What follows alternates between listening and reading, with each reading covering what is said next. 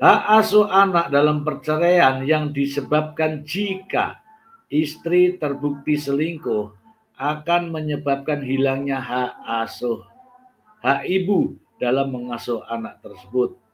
Pasalnya, jika berselingkuh dan terbukti di pengadilan, si ibu dinilai gagal menjadi seorang ibu seperti tertuang dalam pasal 34 ayat 2 Undang-Undang Perkawinan. Ini harus dibuktikan, terbukti atau tidak. Ingat ya teman-teman ya, terbukti atau tidak. Kalau tidak terbukti, ya tentu saja pastilah hak asuhnya akan diberikan kepada ibunya. Tentu saja orang-orang atau seorang ibu yang diberikan hak asuh anak haruslah dalam kondisi sehat jasmani dan rohani. Apa maksudnya di sini? Ini saya bacakan ya. Jadi berdasarkan ketentuan tersebut, ibu dapat kehilangan hak asuhnya jika tidak dapat menjamin keselamatan jasmani dan rohani. Jika ibu melalaikan kewajiban terhadap anaknya serta memiliki perilaku buruk. Saya tidak yakin dan pasti saya tidak akan menemukan hal itu terjadi pada Paula Verhoeven. Baiklah teman-teman. Jadi, menurut pendapat saya, apa-apa yang sudah dilontarkan oleh pihak pengacara, oleh Mbak Indwong terhadap Paula Verhoeven, baik di pengadilan, baik itu di pengadilan maupun di media sosial, di media massa, di depan para wartawan, tidak akan mempengaruhi putusan hakim untuk memberikan hak asuh anak ini kepada ibunya. Mengapa? Mari kita simak. Yang pertama, dalil adanya perselingkuhan. Sampai detik ini, dalil perselingkuhan tidak dapat dibuktikan. Tidak ada satu saksi pun yang melihat, mendengar, dan bersama-sama. Salah satu contoh adalah tidak adanya saksi yang melihat Paula Verhoeven berselingkuh. Bahkan Paula Verhoeven sendiri sudah mengatakan bahwa narasi yang diedarkan saat ini semua itu tidak benar. Sehingga dengan tidak terbuktinya Paula berselingkuh, maka jelas hak asuh anak akan diberikan kepada ibunya, apapun alasannya. Dalil yang kedua yaitu adanya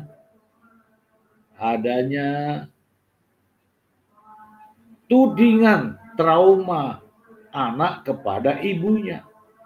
Ini benar-benar tudingan yang tidak berdasar ya teman-teman. Sulit kita bayangkan adanya anak trauma dengan ibunya, sulit.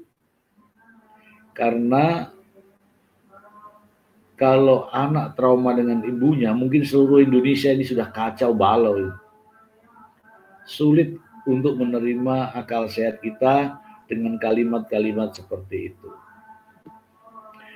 Yang berikutnya, kaitannya dengan sehat jasmani dan rohani. Sang pengacara selalu mengatakan seseorang apabila tidak sehat jasmani dan rohani tidak layak mendapatkan hak asuh anak. Sampai detik ini hakim tidak pernah mempertanyakan terkait dengan kesehatan jasmani dan rohani Paula Verhoeven. Artinya tuduhan, tudingan terkait dengan kesehatan jasmani dan rohani itu sengaja dibuat. Itu hal yang dibuat-buat. Dalam sidang tidak ditanyakan. Oke teman-teman, jadi itu hanyalah tudingan semata. Kemudian adanya kalimat yang mengatakan Paula Verhoeven manipulatif, saya yakin itu juga dibuat-buat. Ya, sengaja dibuat untuk apa? Untuk menjatuhkan nama baik Paula Verhoeven. Begitu ya teman-teman ya. Ini semua yang kita omongkan adalah fakta. Ya, dalam satu kesempatan sang pengacara mengatakan bahwa anak jangan dijadikan objek. Anak juga bisa mengatakan bahwa mamanya jahat. Iya, itu mungkin bisa saja, tetapi tidak tepat apabila dikaitkan dengan rumah tangga ini. Mbak Im Wong sehat, Paula sehat, anak-anak sehat. Tidak ada yang mengatakan tidak sehat. Jadi nggak perlu dibicarakan. Kalaupun toh Paula Verhoeven saat ini betul-betul tidak sedang sehat atau tidak dalam keadaan sehat jasmani maupun rohani, itu penyebabnya siapa? Dulu gadis diambil semuanya sehat walafiat, waktu masih punya anak satu sehat, punya anak dua sehat, ketika mau bercerai dikatakan tidak sehat. Lalu siapa penyebab tidak sehatnya Paula? Nah ini juga perlu dipertanyakan. Ya maksud saya kalau punya mulut itu direm-rem sedikit. Memang ada persyaratan dalam ibu mendapatkan hak asuh anak itu ada. Yaitu sehat jasmani dan rohani. Begitu ya teman-teman. Tinggal Paula aja ini.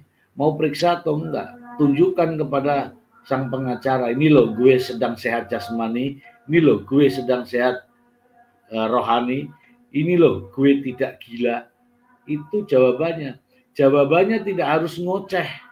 Tidak harus konferensi pers. Tapi tinggal periksa saja ke dokter supaya mendapatkan surat tentang kesehatan Paula Verhoeven.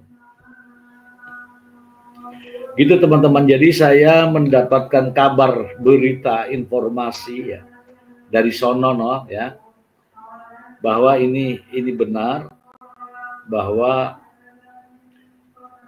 jika hak asuh anak diberikan kepada Paula Verhoeven, tak satu pun hakim melakukan pelanggaran terhadap undang-undang. Ini ya, saya ulangi lagi ya.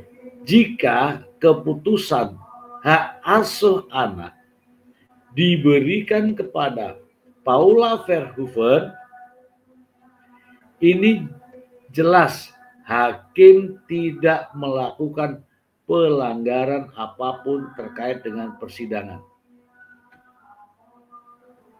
Maksudnya apa? Ya harus sesuai dengan aturan, lihat kompilasi hukum Islam, ya kan?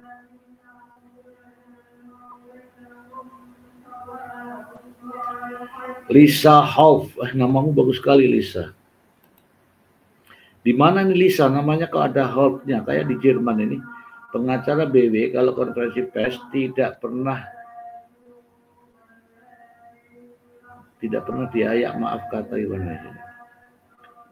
Ya saya rasa tidak layak lah itu. Tidak boleh juga, dia itu kan pengacara Mbak Im Wong, tidak boleh menyinggung orang lain. Itu seharusnya. Apalagi menjatuhkan harkat dan martabat wanita. Itu nggak boleh. Saya lanjutkan lagi ya teman-teman. Terkait dengan hak asuh anak ini, ya, saya mendapatkan informasi bahwa adanya dalil persangkaan atau dalil tuduhan perselingkuhan itu tidak ada. Tidak. Itu hanya narasi saja.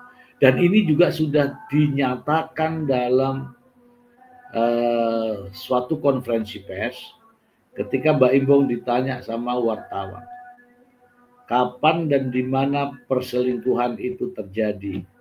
Dijawab oleh Mbak Imbong. Kapannya dijawab April 2024. Terus ditanya lagi oleh wartawan, di mana lokasi perselingkuhannya? Ya disinilah tengok. Kemudian silakan Pak Fahmi dijawab. Pak Fahmi juga menjawabnya, kalau itu saya tidak tahu. Loh, menuduh orang selingkuh kok tidak tahu tempatnya. Begitulah faktanya teman-teman, sehingga tuduhan adanya perselingkuhan itu tidak berdasar. Tidak berdasar. Kemudian saking kesulitannya hal-hal ini, maka muncullah isu baru. Apa itu? Terkait dengan trauma anak terhadap ibunya. Ini terus yang dibangun, ya, termasuk sang pengacara. Ya seharusnya tidak layak untuk berbicara itu, tapi ikut juga berbicara. Sehingga menimbulkan presiden, ya. Kenapa ada pengacara seperti ini? Bicaranya terocos mulu katanya. Nah teman-teman, dalil perselingkuhan tidak bisa dibuktikan. Hak asuh anak, kaitannya dengan trauma pada anak juga tidak bisa dibuktikan.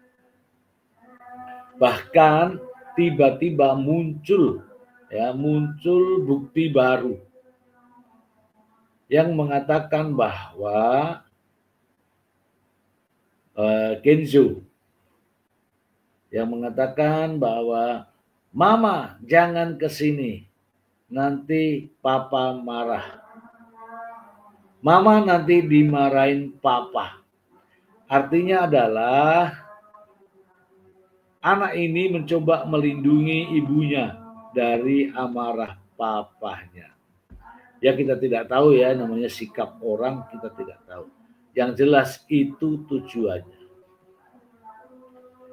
Begitu teman-teman, kita bisa interaktif dengan teman-teman semua. Jadi pada dasarnya adalah anak yang belum mumazid, jika terjadi perceraian antara orang tuanya, maka hak asuh anak diberikan kepada ibunya.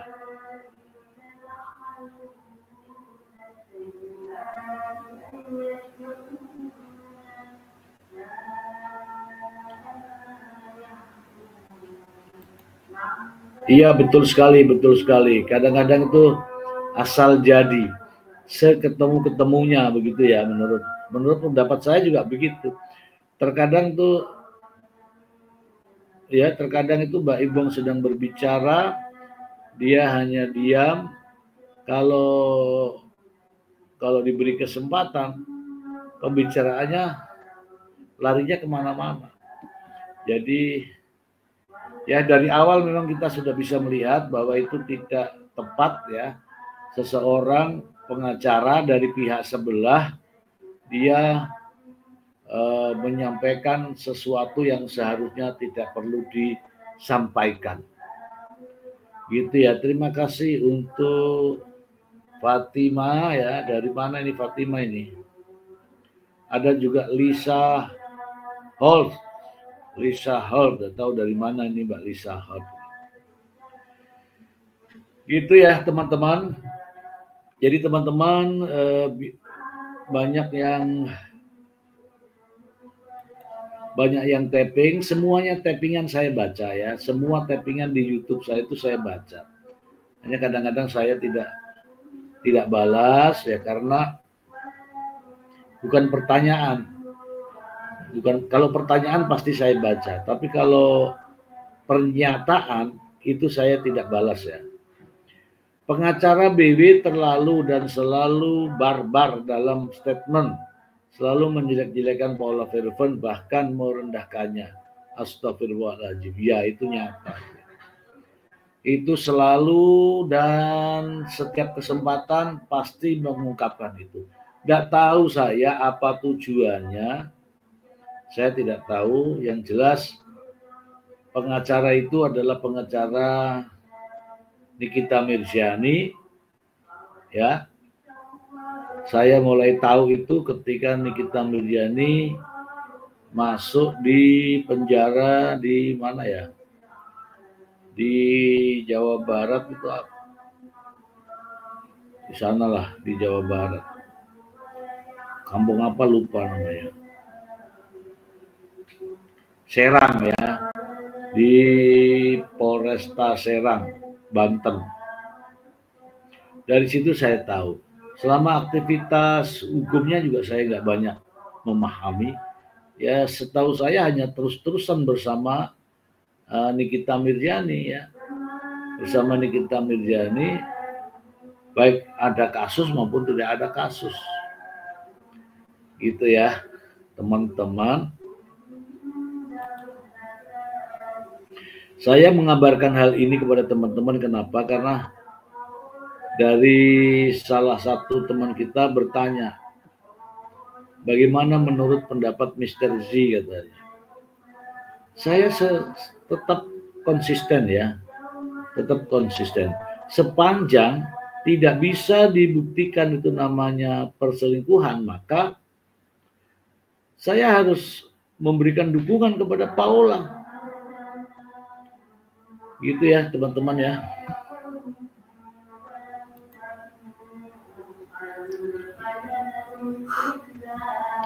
Oke, gitu aja dulu teman-teman, sudah malam ya.